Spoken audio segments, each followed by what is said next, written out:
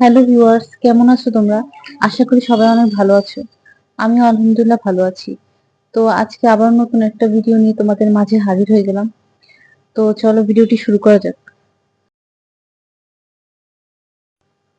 আসলে মাঝে আমার অনেক গ্যাপ পড়ে গেছে। আমি নতুন নতুন ভিডিও আপলোড করতে পারিনি, কারণ আমি একটু অসুস্থ ছিলাম, আবার আমার মাঝখান দিয়ে একটা এক্সামও গেছিল। তো আমি নতুন নতুন ভিডিও বানাতে পারিনি, আমি একটু বিজি ছিলাম। এখন আমি আবার ভাবতেছি তোমাদের সাথে নতুন নতুন ভিডিও শেয়ার করব। তোমরা জানোই তো আমি একটা স্টুডেন্ট, তাই আমার মাঝে মধ্যে গ্যাপ পড়তে পারে। কোনো কারণে অথবা এক্সামের কারণে গ্যাপ স্বাভাবিকভাবে পড়তেই পারে। তাই তোমরা কিন্তু আমাকে সাপোর্ট করে যাবা, কারণ তোমাদের সাপোর্ট ছাড়া তো আমি নতুন নতুন ভিডিও বানানোর উৎসাহ পাবো না। আর কমেন্টস করে অবশ্যই জানাবে তোমাদের কাছে আমার ভিডিও কেমন লাগে। এই যে আম্মু এখানে বাজার থেকে একটা পেঁপে আনছে, পেঁপেটা কাটতেছে। পেঁপেটার কালার কিন্তু অনেক সুন্দর, তাই না? কিন্তু এটা খেতে ততটা মিষ্টি লাগেনি।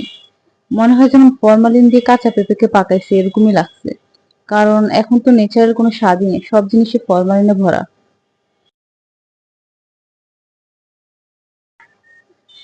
আম্মু আগে অনেক অনেক পেঁপে আনতো, সেগুলো দেখতে যেমনই হোক না কেন খেতে অনেক মজা ছিল। গ্রামের সার ছাড়া ন্যাচারাল যে গাছের ফলগুলো হয় না, সেরকম স্বাদ লাগতো। তবে এখনের ফলগুলোতে আগের মতো সেই স্বাদ লাগে না। তারপরে সুস্থ থাকার জন্য ফল খেতেই হবে, তাই আর কি খাওয়া লাগে।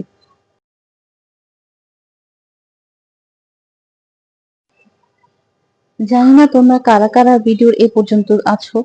যদি কেউ থেকে থাকো আর আমার ভিডিওগুলো যদি আসলে তোমাদের কাছে একটু ভালো লাগে, তাহলে প্লিজ লাইক করে দিও। আর যদি নতুন হয়ে থাকো তাহলে চ্যানেলটাকে সাবস্ক্রাইব করে পাশেই থেকো।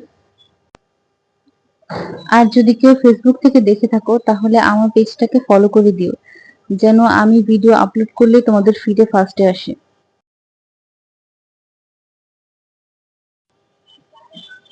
আসলে আমি এতদিন অসুস্থ ছিলাম, তো তাই আমার কাছে এখন মনে হয় হেলথই হচ্ছে মানুষের সব থেকে বড় নিয়ামত।